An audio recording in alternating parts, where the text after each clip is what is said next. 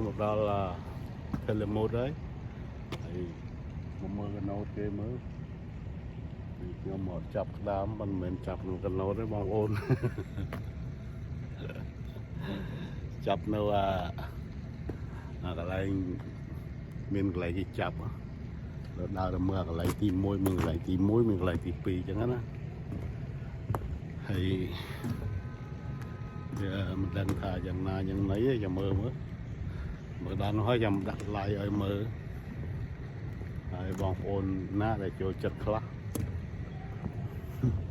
cho chật chập cái đám mà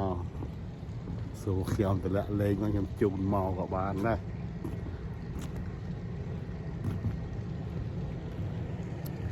hiện lại cái chập đàm lại tụ chập cái đàm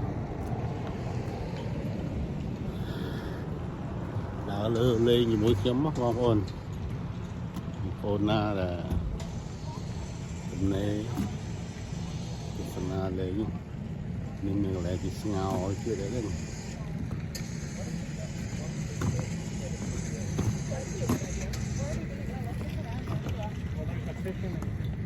I know, but I want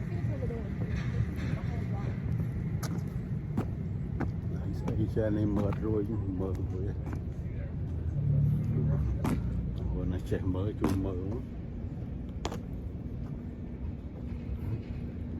mở vẫn xây nắng lại đi ngao cái đám anh fish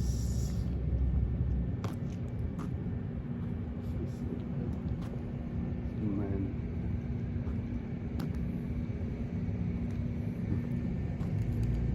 cái bị cái này đây hey see that vui thiệt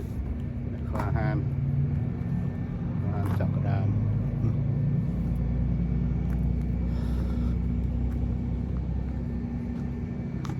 chọc cái nào mượn lại ô bị bật rồi đó bật hơi lại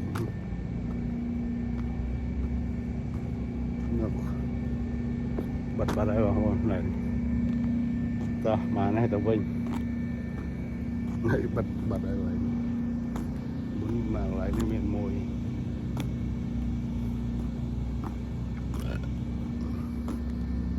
bật đây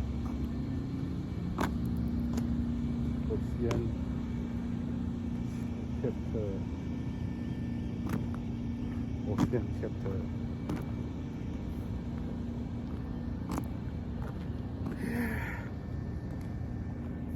một cái này một đâu